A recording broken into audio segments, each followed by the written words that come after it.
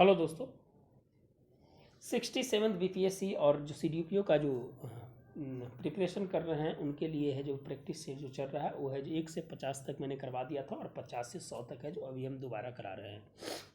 सबसे इम्पोर्टेंट बात है दोस्तों कि जो वीडियो बना रहे हैं उसमें पीटी और मेंस दोनों का है। हम मेंस का भी वीडियो डाल रहे हैं और पीटी का भी डाल रहे हैं। आप है जो ज़रूर जाके है जो प्लेलिस्ट में देखिए।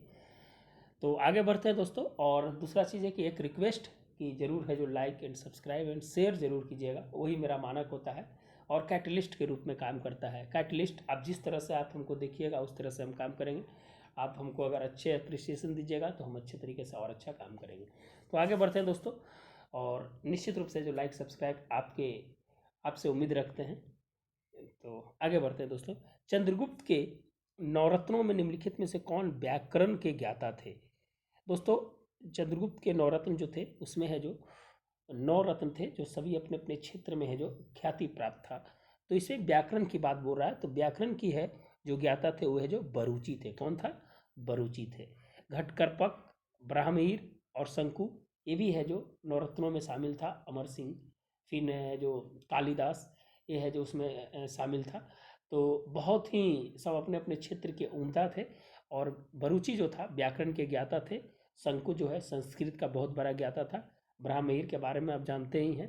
और घटकरपक का भी है जो घट छपन है जो कहीं कहीं जगह है जो लिखा होता है, लेकिन घटकरपर है जो उसका असली नाम है।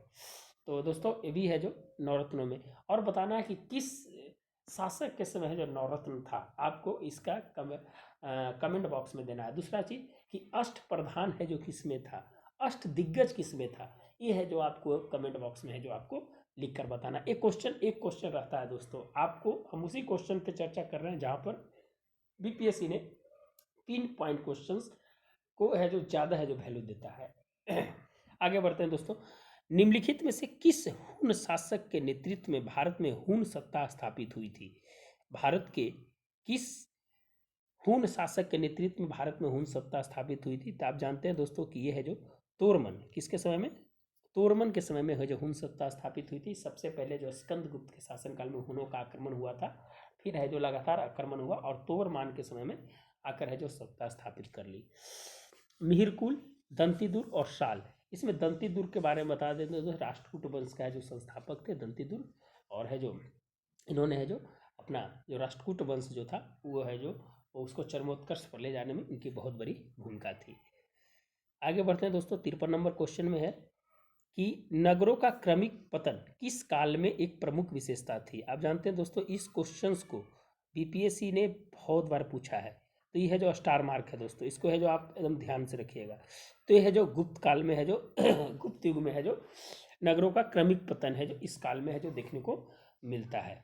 दूसरी चीज़ है दोस्तों कि सातवाहन के संस्थापक कौन थे? सातवाहन वंश के सिमुक, सुग वंश का पुष्मति सुंग और पाल युग का किस्सा गोपाल। पाल के बारे में बिहार से स्पेशल क्वेश्चंस पूछे जाते हैं। 8 से 12वीं शताब्दी है जो इनका काल है। आगे बढ़ते हैं दोस्तों। उदंतपुरी विश्वविद्यालय की स्थापना, देखिए दोस्तों जैसे ही बोले क्वेश्चन आगे आ गया। उदंतपुरी विश्वविद्यालय की स्थापना निम्नलिखित में से किस पालवंशीय शासक ने की? उदंतपुरी कहाँ है? बिहार शरीफ जिसको बोला जाता है। और इसकी स्थापना है जो गोपाल ने किया था। किसने किया था दोस्तों? गोपाल ने किया था। और दूसरी चीज कि एक विक्रमशिला है जो यहाँ पूछता है, विक्रमशिला की स्थापना है जो धर्मपाल ने किया था। किसने किया था? धर्मपाल ने किया था। और पाल वंश का जो चरमोत्कर्ष था वो देवपाल के समय था। और त्रिपक्षीय संघर्ष जो था प्रतिहार वंश, राष्ट्रकूट वंश और गुज्जर वंश जो था उसमें है जो कहीं ना कहीं है जो भूमिका है जो पाल वंश की जो जितने भी शासक हुए वो लड़ते रहे।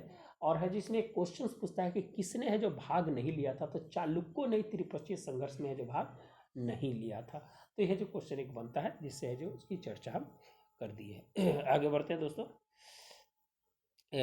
निम्नलिखित में से किस सल्तनत काल शासक ने पहली बार सेना में नगद वेतन एवं अस्थाई सेना की है जो नींव रखी थी? आप जानते हैं दोस्तों कि सबसे पहले जो अस्थाई सेना और नगद वेतन के बारे में जो आप जानते हैं कि दिल्ली सल्तनत का वो शासक जिसको अलाउद्दीन खिलजी के नाम से है जो जाना जाता है। इसका आंसर है जो अलाउद्दीन खिलजी हो जाएगा। कौन सा हो जाएगा दोस्तों? अलाउद्दीन खिलजी हो जाएगा इसका आंसर।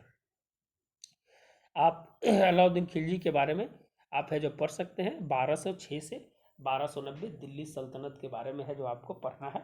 आप है जो जाइए और अलाउद्दीन खिलजी के बारे में है जो पढ़िए, बहुत ही इंपॉर्टेंट है जो अलाउद्दीन खिलजी के बारे में है। नहरों का सबसे पहला निर्माण गयासुद्दीन तुगलक ने करवाया था। मोहम्मद बिन तुगलक बहुत ही एमबीटी बहुत पढ़ा लिखा था, और मोहम्मद बिन तुगलक के बारे में है जो बहुत सारे धारणाएं हैं जो बोली जाती है। एमबीटी बहुत बड़ी शासक के रूप में है जो इसको देखा जाता है। और तुगलक वंश दिल्ली सल्तनत में सबसे ज़्यादा जो है तुगलक वंश का है जो शासन है जो देखने को मिलता है। आप कमेंट बॉक्स में बताइए कि सबसे कम शासन है जो किस वंश का है जो देखने को मिला है। बलबन के बारे में आप जानते हैं, बलबन ने जो इल्तुतमिश की जो इक्ता प्रणाली थी उसको ख़त्म किया था। बहुत सारे इन्होंने है जो सुधार के भी कार्य किए थे। तो बलबन भी एक धर्मनिरपेक्ष है जो उस समय माना जाता था। उस समय ऐसा कहा जाता है कि एक थोड़ा धर्मनिरपेक्ष था वो बलबन के बारे में। आगे बढ़ते हैं दोस्तों, आगे है क्वेश्चंस। कुतुबुद्दीन ऐबक का मकबरा कहाँ पर है दोस्तों? कुतुबुद्दीन ऐबक 1206 से 1290 आप जानते हैं दिल्ली सल्तनत, इसका मुख्यालय, इसका जो मकबरा है जो लाहौर में। कहाँ पर है दोस्तों? इसका मुख्यालय है जो लाहौर में है। कुछ और मुल्तान, मुल्तान से अगर आपको कुछ अगर देखना है तो मुल्तान में मिट्टी के बर्तन है जो बहुत बनाए जाते हैं। हम सब कंबाइन करके पढ़ाएंगे दोस्तों निश्चित रूप से। मुल्तान में मिट्टी के बर्तन। दिल्ली और काबुल, काबुल पर अगर कुछ चर्चा किया जाए तो बाबर का जो है वो है जो वहाँ पर है जो उसकी टॉम्ब है, उसकी है जो मकबरा है। और दिल्ली की तो जानते हैं, दिल्ली के बारे में क्या चर्चा किया जाए। पुर्तगाली यात्री नूनीज ने विजयनगर की यात्रा किस शासक के समय में की थी? किस शासक के समय में है जो नूनीज ने किया था? तो कौन किया था? अच्युत राय। अच्युत राय के समय में नूनीज है जो आया था। निकोलस काउंटी 1420 में आया था, जो देवराय प्रथम के शासनकाल में आया था। देवराय द्वितीय के शासनकाल में है जो किस कौन आया था, ये है जो आपको कमेंट बॉक्स में है जो बताना है। और कृष्णदेव राय के समय में डोमियस पायस, ये है जो ये सब आए थे। आपको है जो इसके बारे में है भी समझना पड़ेगा। कृष्णदेव राय के बारे में जिसके जानते हैं कि अष्ट दिग्गज के बारे में जिसकी चर्चा हम कर रहे थे वो कृष्णदेव राय के समय में ही थे। वो है जो इम्पोर्टेंट है जो आपका ये चैप्टर्स है दिल्ली सल्तनत के आसपास जितने भी हैं, इससे क्वेश्चन है जो पूछे जाते हैं। आगे बढ़ते हैं दोस्तों। आगे है क्वेश्चंस के है कि निम्नलिखित में किस युद्ध में बाबर ने जिहाद का नारा दिया था? आप जानते हैं दोस्तों कि जिहाद का जो सबसे पहला वर्ड जो है जो बाबर ने है जो किस युद्ध में दिया था, तो आपका है जो खानवा का युद्ध है। कौन सा युद्ध है? वो खानवा के युद्ध में है जो उन्होंने है जो ये नारा दिया था। कौन सा? खानवा का युद्ध।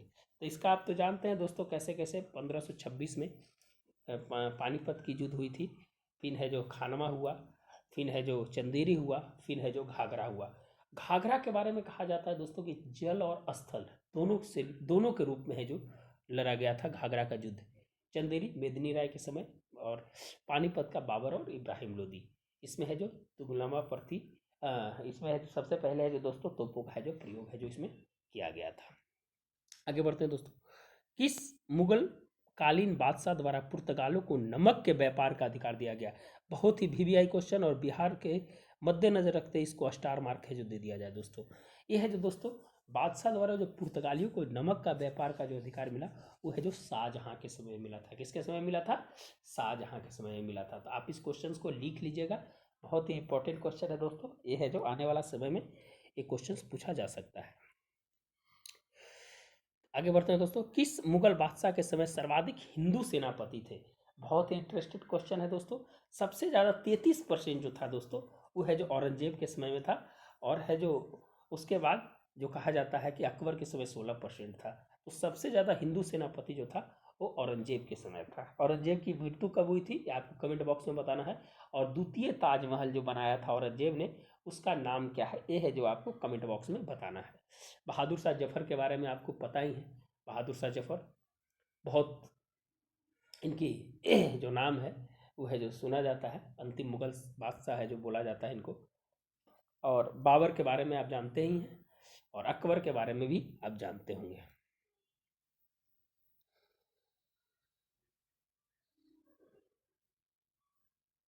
आगे बढ़ते हैं दोस्तों। खेरा का युद्ध किसके मध्य लड़ा गया था? खेरा का युद्ध साहू और ताराबाई के मध्य जो लड़ा गया था, किसके बीच? शाहू और ताराबाई के बीच है जो लड़ा गया था। आगे बढ़ते हैं दोस्तों। राजा राम ने अपनी दूसरी राजधानी कहाँ बनाई थी? तो राजा राम ने अपनी दूसरी राजधानी है जो सतारा बनाई थी। शिवाजी की राजधानी कहाँ थी? रायगढ़ थी।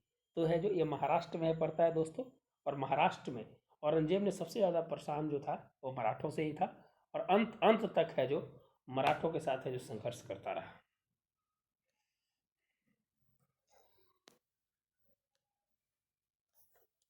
63 number, British east India company ने बम्बई किससे प्राप्त किया था? बहुत अच्छा क्वेश्चन है दोस्तों। 63 नंबर क्वेश्चन में है जो किससे प्राप्त किया था? तो पुर्तगालियों से। शादी जो हुई थी उसके बाद है जो पुर्तगालियों से प्राप्त किया था। कैथरीन नाम था उनका। तो आप है जो इसका आंसर है जो पुर्तगाली मार दीजिए। 64 नंबर क्वेश्चन है दोस्तों कि द्वितीय आंग्ल मैसूर युद्ध की खात्मा किस संधि के द्वारा हुई?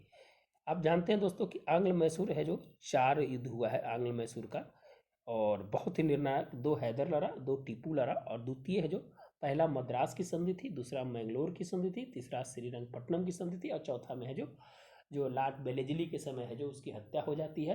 और टीपू सुल्तान ने कहा था कि हमें गिद्ध की तरह नहीं शेर की तरह जीना आता है। उनका एक स्टेटमेंट था, और बहुत ही एक साहसी उनको बोला जा सकता है। उन्होंने है जो अंतिम अंतिम तक है जो अपने मैसूर और कर्नाटक को बचाने के लिए है जो लड़ा। तो इसका आंसर क्या हो जाएगा दोस्तों? दूसरा है तो मद्रास के बाद मैंगलोर, दूसरा संधि मैंगलोर, तीसरा श्रीरंगपट्टनम जो है लॉर्ड कॉर्नवालिस के समय हुआ था, और चौथा जो हुआ था दोस्तों आप है जो लॉर्ड वेलेस्ली के समय 1799 में। आप बताइए कि पहला जो हुआ था संधि, वो संधि है जो किस गवर्नर के समय में हुई थी, ये आपको कमेंट बॉक्स में बताना है। आगे बढ़ते हैं दोस्तों। कलकत्ता से दिल्ली राजधानी परिवर्तन किसके शासनकाल में हुआ था? एकदम आप जानते हैं दोस्तों, बहुत ही आसान क्वेश्चन। इस क्वेश्चन के लिए रुकना अच्छा नहीं है, क्या कि आप सिविल सर्विस के एस्पिरेंट हैं। तो हार्डिंग के समय में हुआ था। आगे बढ़ते हैं। असम में 1857 क्रांति का नेतृत्व है जो किसने किया था दोस्तों? तो मनीराम दीवान ने किया था। किसने किया था? मनीराम दीवान ने किया था। यह इंपॉर्टेंट है कि मनीराम दीवान असम के बारे में पूछ रहा है। दूसरा तो जानते हैं दोस्तों कि बख्त खां जो दिल्ली जो इसको एक उपाधि भी है जो उस समय है जो दिया गया था, बहुत बड़ी उपाधि थी उस समय, बख्त खां को मिला था। और दिल्ली का नेतृत्व है जो इन्होंने किया था, सेनापति था उनका अहमदुल्ला। अहमदुल्ला के बारे में कहा जाता है दोस्तों कि ये सबसे ज़्यादा है जो संघर्ष किया और सबसे विरोध में रहा। अहमदुल्ला अहमदुल्ला है जो सबसे विरोध में रहा, और तात्या टोपे के सलाहकार के रूप में भी है जो इनको जाना जाता है। सेनापति इनको सलाहकार के रूप में, और तात्या टोपे को, और एक है जो उनको नाना साहेब का सलाहकार के रूप में, सॉरी, और नाना साहेब का जो कमांडर इन चीफ था वो है जो शायद है जो हम भूल रहे हैं। आप है जो जरूर कमेंट बॉक्स में बताइएगा कि कौन है उनके कमांडर ऑफ चीफ थे। आगे बढ़ते हैं दोस्तों। बहिष्कृत भारत पत्रिका, बहिष्कृत भारत पत्रिका का प्रकाशन किसके द्वारा किया गया था? अंबेडकर के जी द्वारा। बाकी आप जानते हैं कि महात्मा गांधी ने Young India, Navjivan, experiment with my truth, ये सब है जो उन्होंने लिखा है। और ज्योतिबा फुले जिनके बारे में आप जानते हैं, जो आलमगीर नामा है जो उन्होंने लिखा है, और उनकी पत्नी थी सावित्रीबाई फुले जो महाराष्ट्र में बहुत ही महिलाओं के लिए स्कूल खोलने का है जो सबसे बड़ा काम किया था।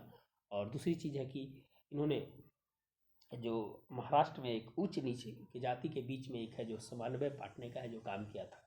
तो सावित्रीबाई फुले को महाराष्ट्र में है जो इनको एक नई ऊर्जावान महिला के रूप में है जो इनको देखा जाता है, इनको समझा जाता है। आगे बढ़ते हैं दोस्तों। शारदा एक्ट, शारदा एक्ट जानते हैं दोस्तों कि ये है जो बाल विवाह से प्रतिबंधित था। 14 और 18 वर्ष है जो इसकी है जो उम्र, 1930 में है जो इसको है जो लागू किया गया था शारदा एक्ट को। अभी है जो नया बिल आया है 18 से 21 वर्ष करने का। तो ये बताइए कि अभी जो 18 से 21 वर्ष था, तो 15 से 18 वर्ष है जो कब किया गया था? आप है जो कमेंट बॉक्स में है जो लिखने का है जो प्रयास कीजिएगा। तो इसका है जो आंसर क्या हो जाएगा दोस्तों? बाल विवाह। आगे बढ़ते हैं। चिटगांव शस्त्रागार पर छापेमारी की योजना किसने बनाई थी? बहुत ही अच्छा क्वेश्चन है। सूर्य सेन ने बनाई थी, और इनको 1933 में है जो इनको फांसी है जो दे दिया गया था। किसने? सूर्य सेन को। जतिन दास के बारे में जानते हैं कि 63 दिन की भूत हड़ताल के बाद इनकी मृत्यु हो जाती है। राम प्रसाद बिस्मिल, इस सब जो है कांड में है जो इनको है जो फांसी है जो राम प्रसाद बिस्मिल को है जो दे दी जाती है। अनंत सिंह के बारे में मुझे कोई आइडिया नहीं है दोस्तों। ये बिहार के भी विधायक हैं और ये निर्दलीय विधायक हैं, नहीं आरजेडी से विधायक है, निर्दलीय नहीं, आरजेडी से ही विधायक हैं ये। और निश्चित रूप से है जो अनंत सिंह के बारे में आपको पता होगा, लेकिन यहाँ पर उनकी कोई चर्चा करनी नहीं चाहिए। धन्यवाद। ब्रिटिश पार्लियामेंट में चुने जाने वाला प्रथम भारतीय कौन था? जानते हैं दोस्तों कि दादा भाई नौरोजी है जो पहले है जो भारतीय थे और लिबरल पार्टी से जो इन्होंने चुनाव लड़ा था। इसका आंसर क्या हो जाएगा दोस्तों? इसका आंसर दादा भाई नौरोजी हो जाएगा। आगे बढ़ते हैं दोस्तों। महात्मा गांधी ने अपना पहला जन भाषण कहाँ दिया था? बहुत अच्छा क्वेश्चन है दोस्तों, बिहार से रिलेटेड है। अब जानते हैं कि चंपारण सत्याग्रह के दौरान उन्होंने अपना जन भाषण दिया था। एक क्वेश्चन है दोस्तों कि महात्मा गांधी ने जब सबसे पहले दक्षिण अफ्रीका से आए थे 9 जनवरी 1915 को, तो उनका सबसे पहला स्वागत है जो किस राज्य में किया गया था? आप है जो कमेंट बॉक्स में इसका आंसर है जो जरूर दीजिएगा। और उसके बाद पहला जो भाषण है जो जन भाषण नहीं है, और पहला भाषण जो था सार्वजनिक मंच से है जो कहाँ पर किस जगह दिए थे? ये दो क्वेश्चंस का है जो आप है जो जरूर है जो आप कमेंट बॉक्स में लिख कर है जो बताइएगा। चंपारण के बारे में हम विशेष चर्चा करेंगे दोस्तों। आगे बढ़ते हैं। जालियांवाला हत्याकांड कब हुआ था? आप जानते हैं 13 अप्रैल 1919 को हुआ था। इसमें ऑप्शंस नहीं है तो ऑप्शन ई हो जाएगा। इसका क्या हो जाएगा? इसका ऑप्शन ई हो जाएगा। क्या हो जाएगा? ई हो जाएगा। 13 अप्रैल को है जो जालियांवाला हत्याकांड हुआ था और 21 डॉक्टर सैफुद्दीन कुचली और सतपाल की जो गिरफ्तारी जो हुई थी उसके विरोध में, और जो बाज था उस समय जो उन्होंने है जो गोली चलाने का जो दिया था, गोली जो चलाया था वह जो बाज था, और डायर के आदेश पे है जो वह जो गोली चली थी। बहुत ही अलग घटना है दोस्तों, इसके बारे में विशेष चर्चा किया जाएगा। आगे बढ़ते हैं। निम्नलिखित में से कौन डंडी मार्च में महात्मा गांधी के साथ था? महात्मा गांधी के जो साथ था दोस्तों वह है जो आपका बेव मिलर था, जो महात्मा दांडी मार्च जानते हैं आप 6 अप्रैल को हाँ दांडी मार्च है जो वहाँ पर पहुँचा था और 5 अप्रैल को पहुँचा था, और उसके बाद है जो सबने अवज्ञा आंदोलन की जो शुरुआत हुई थी। और बहुत ही एक 78 यात्री 78+1 78 लोग थे, और एक है जो इनका पत्रकार जो था और इसके साथ अनुयायी के साथ 385 किलोमीटर की यात्रा कर और है जो वहाँ पहुँचे थे और दांडी मार्च को है जो उन्होंने सफल बनाया था। और बहुत ही एक क्रांतिकारी और अहिंसा के पुजारी गांधी जी को एक नए रूप में है जो देखने को मिला था। एक क्वेश्चन है दोस्तों कि किसने कहा था कि गांधी जी अपने राजनीतिक जीवन में असफल हो गए? ये स्टेटमेंट किसने कहा था? ये है जो कमेंट बॉक्स में आप लिखकर बताइए। लुईस फिशर के बारे में कहा जाता है दोस्तों कि ये भारत छोड़ो आंदोलन के समय में थे, गांधी जी के साथ थे। आगे बढ़ते हैं दोस्तों। 1937 के चुनाव के उपरांत बनने वाली सरकार कितने महीने चली थी? 1937 में जो चुनाव हुआ था दोस्तों उसमें है जो 11 जो प्रांत थे उसमें है जो 7 में है जो राष्ट्रीय कांग्रेस जो थी उन्होंने अपनी सरकार बनाई थी, और पंजाब और बंगाल में है जो सरकार है जो उनके मंत्रिमंडल की नहीं बनी थी। और पंजाब में जो था वो है जो ये एक यूनियनिस्ट पार्टी और प्लस मुस्लिम लीग, और बंगाल में है जो उन्होंने बनाया था, और पंजाब में कृषक पार्टी करके है जो उसके द्वारा है जो बनाया गया था। 7 जगह है जो बनाया गया था। तो कौन कौन पार्टियाँ थी उसको एक बार देख लीजिएगा। मुझे जहाँ तक ऐसा लग रहा है कि पंजाब में जो थी यूनियनिस्ट पार्टी प्लस मुस्लिम लीग थी, और शायद बंगाल में जो थी कृषक प्रज्ञा पार्टी थी, यह जो या कम्युनिस्ट पार्टी के साथ है जो दोनों मिलकर कोलैबोरेशन हुआ था। आप है जो इसको देख लीजिएगा। थोड़ा सा लग सकता है कि हो सकता है मिस्टेक हर आदमी से होती है। और ये है जो सरकार जो बनी थी दोस्तों ये है जो 28 महीने तक ही चली थी। कितना दिन तक चली थी? 28 महीने तक ही चली थी। ये कितना महीने तक? 28 महीने तक है जो चली थी ये। आगे बढ़ते दोस्तों। किसने कहा था कि आज़ादी हमारी पहुंच के अंतर्गत है और इसे कस कर पकड़ना चाहिए? बहुत बढ़िया स्टेटमेंट था दोस्तों। ये महात्मा गांधी के अलावा कौन कह सकता है? ये द डैशिंग पर्सन ऑफ उस समय के डैशिंग पर्सन है जिनको बोला जाता था। तो उन्होंने महात्मा गांधी ने बोला था कि आज़ादी हमारी पहुंच के अंतर्गत है, हमें इसे कस कर पकड़ना चाहिए। आगे बढ़ते हैं। किसके अनुरोध पर गांधी जी ने चंपारण आने के लिए सहमत हुए थे? तो यह है जो राजकुमार शुक्ल और ये किस गांव से थे और कौन सा कांग्रेस के अधिवेशन में है जो इनको बुलाया गया था, ये जो कमेंट बॉक्स में जरूर दीजिए। आपका भी टास्क है जो देते जाता हूँ कि आप भी है जो कुछ है जो साथ में है जो मेरे साथ कीजिए। आगे बढ़ते हैं दोस्तों। बिहार आर्थिक सर्वेक्षण वित्त वर्ष 2019-20 के अनुसार तृतीय क्षेत्र का हिस्सा कितना है? तो दोस्तों तृतीय क्षेत्र का जो हिस्सा है, जो सेवा क्षेत्र बोला जाता है, उसमें है जो आपका 60.2% है जो इसका हिस्सा है। कितना है? 60.2% है जो इसका हिस्सा है। आगे बढ़ते हैं दोस्तों। महात्मा गांधी ने से चंपारण आने का विरोध कांग्रेस के किस अधिवेशन में किया गया था? क्वेश्चन वही आ गया दोस्तों, रिपीट क्वेश्चंस करें, इससे बढ़िया है कि आगे बढ़ते हैं। चंद्रधारी संग्रहालय बिहार के किस जिले में है? चंद्रधारी, यह जो दोस्तों आपका है जो दरभंगा में है। तो आपको संग्रहालय के ही क्वेश्चन आ गया। तो एक संग्रहालय है जो खुदा बख्श लाइब्रेरी है, और पटना म्यूजियम जो भी बना है वो है जो कब कब बना था, इसकी स्थापना आप है जो जरूर कमेंट बॉक्स में है जो लिख कर बताइएगा। आगे बढ़ते हैं दोस्तों।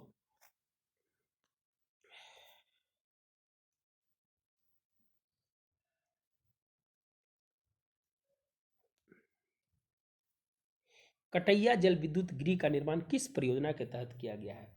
ये कोसी के द्वारा किया गया है दोस्तों, कटैया जल विद्युत परियोजना। और ये बताइए कि कोसी कहाँ से निकलती है और बिहार में कहाँ मिलती है, और कितना किलोमीटर है जो कोसी की है जो लंबाई है, आप है जो बताइएगा। ऐसे हम है जो कमेंट बॉक्स देखेंगे कि कौन कौन है जो सही आंसर दिए हैं। और कोसी के बारे में बहुत अलग अलग जगह लिखे हुए हैं कि कोई कहीं मिलता है, कोई कुर्सेला बोलता है, कोई कुछ बोलता है। आपसे देखते हैं कि आप कहाँ इसको लिखते हैं। आगे बढ़ते हैं दोस्तों। किसने दुखी दुखी आत्मा दुखी हृदय जैसे छद्म नामों से लिखकर चंपारण के किसानों की दुर्दशा पर प्रकाश डाला? बहुत अच्छा क्वेश्चन है।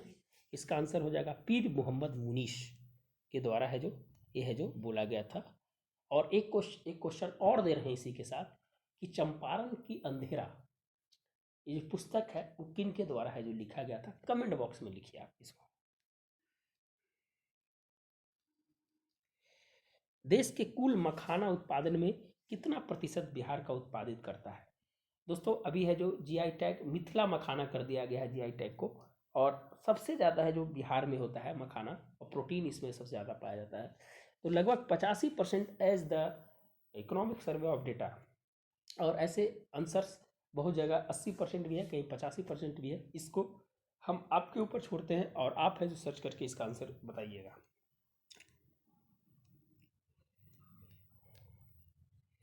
बिहार का पहला गणतंत्र वैशाली किसके द्वारा स्थापित किया गया था? एक क्वेश्चन आप जानते हैं दोस्तों, लिच्छवी के द्वारा। 2011 जनगणना के अनुसार बिहार की कुल जनसंख्या में महिला और पुरुष की जनसंख्या प्रतिशत कितना है? आप याद रखिए, ये सब क्वेश्चन याद रखने वाला 87, 86 और 52, 14। आप बिहार का ये है जो 2011 के अनुसार महिलाओं और पुरुष की जनसंख्या प्रतिशत है जो बोल रहा है। आप है जो बताइए कितना प्रतिशत महिला और कितना प्रतिशत पुरुष, और टोटल ओवरऑल कितना है जो बिहार की है जो लिटरेसी रेट है, और उसके साथ भारत की लिटरेसी रेट, दोनों को है जो आप है जो इसको देख लीजिएगा। बिहार के 8 जिले उत्तर प्रदेश के साथ सीमा साझा करते हैं, निम्नलिखित में से कौन सा जोड़ा सही नहीं है? रोहतास, कैमूर दोनों करता है दोस्तों, बक्सर, भोजपुर करता ही है, सारण और सिवान भी करता है, गोपालगंज एवं पश्चिम चंपारण भी करता है। इसका आंसर होना चाहिए ई आंसर होना चाहिए। क्या होगा दोस्तों? इसका आंसर ई होगा।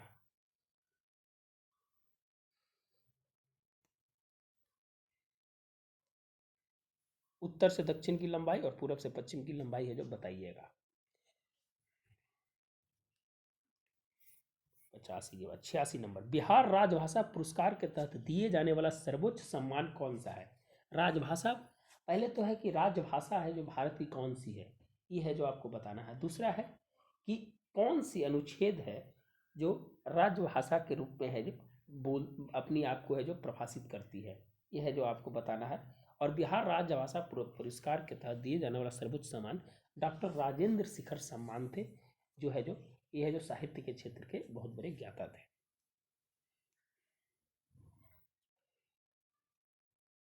निम्नलिखित में से कौन सा जीआई टैग प्राप्त वस्तु नहीं है बिहार से? जीआई टैग कब से दिया जा रहा है? 1999 से जीआई टैग दिया जा रहा है, ज्योग्राफिकल है जो इंडिकेशंस कहते हैं। और है जो आप बताइए कि इसमें जो कौन सा है जो जीआई टैग प्राप्त नहीं है। तो पूर्णिया जिलेबी है जो जीआई टैग बिहार में प्राप्त नहीं है, बाकी है जो सब है।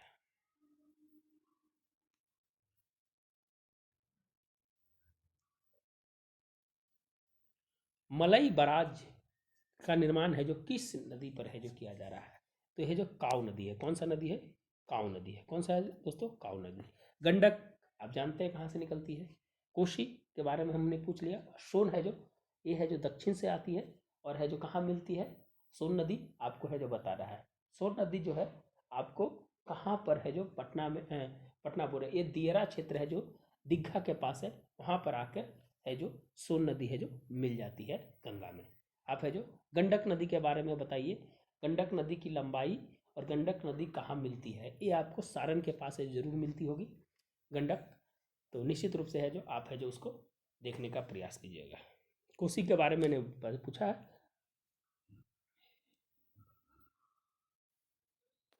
कलिंग नरेश खारवेल का संबंध किस वंश से है।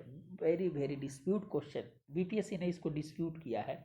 ये है जो ऑप्शंस कहीं कहीं महामेघलान और चेदी वंश दोनों देता है। इसका आंसर है जो ई है जो आप लीजिएगा। क्या आंसर लीजिएगा, इसका आंसर है जो आप ई लीजिएगा। किसके प्रयत्नों से बिहार प्रांतीय कांग्रेस का दूसरा अधिवेशन है जो हुआ था। 1909 में, पहला 1908 में हुआ था दोस्तों, और दूसरा 1909 में दीप नारायण सिंह की अध्यक्षता में है जो इसका हुआ था। श्री कृष्ण जी के बारे में जानते हैं, गोपाल कृष्ण गोखले के बारे में जानते हैं, सुरेंद्र नाथ मंदिर जी के बारे में जानते हैं। निम्नलिखित में से कौन सा पदार्थ शाकनाशी है, शाकनाशी है, इसके बारे में अगर बोला जाए तो इसका ऑप्शन है ब्यूटाक्लोर, एसीटोनाइल, कार्बोडिनम और फ्लोरोफाइस। यह है जो दोस्तों एक से अधिक है जो यह जो पदार्थ है जो शाकनाशी है।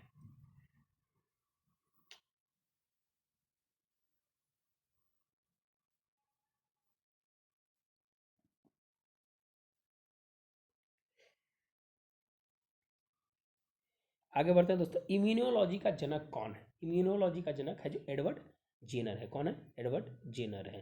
लुई पास्चर के बारे में जानते हैं दोस्तों। जॉन साल्क, लुई पास्चर, दूध का पायरो जो पास्चराइजेशन होता है, लुई पास्चर। सॉल्क है जो पोलियो का टीका।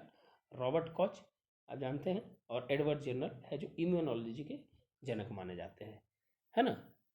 रॉबर्ट कोच और रॉबर्ट कोच के बारे में आप जानते हैं, और एडवर्ड जेनर है जो इम्यूनोलॉजी के जनक माने जाते हैं। जॉन सॉल्क के बारे में आप पोलियो का टीका।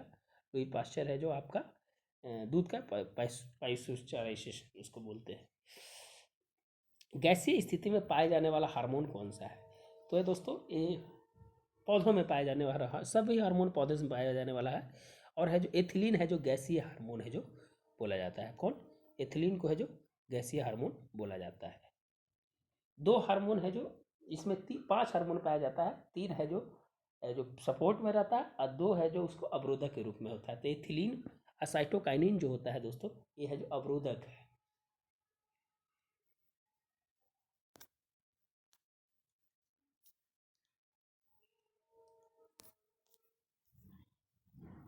अगर अग्नाशय में खराबी हो जाए तो इंसुलिन और ग्लूकोन नहीं बनेगा। आप जानते हैं कि अल्फा बीटा गामा से बनता है, अल्फा बीटा गामा के अग्नाशय से ही है जो निकलता है। अगर वो खराब हो जाएंगे तो इंसुलिन और ग्लूकोन है जो नहीं निकलेगा। अब है जो अल्फा से एस्टेटोमाइटिन, बीटा से है जो आप जानते हैं लंगर, और गामा से है जो ग्लूकोन है जो निकलता है ना दोस्तों। दूध में प्रोटीन के अतिरिक्त पोषण तत्व कौन कौन होते हैं। तो दोस्तों कार्बोहाइड्रेट भी पाया जाता है। आप कार्बोहाइड्रेट जब आंसर देख लीजिए उसी को आंसर मार दीजिए, आप सीधा सीधा यही जान लीजिए। इसमें कैसीन है जो प्रोटीन पाया जाता है, और है जो बदल जाता है, पीला होता है कैरोटीन के कारण होता है। और भारत में सबसे ज़्यादा दूध है जो पाया जाता है, 400 ग्राम है जो प्रति व्यक्ति को, और सबसे ज़्यादा भारत में। और 1998 में आत्मनिर्भर हो गया था भारत दूध के मामले में।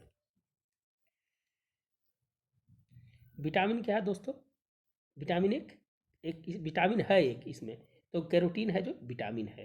पेप्सिन एंजाइम है, आप जानते हैं।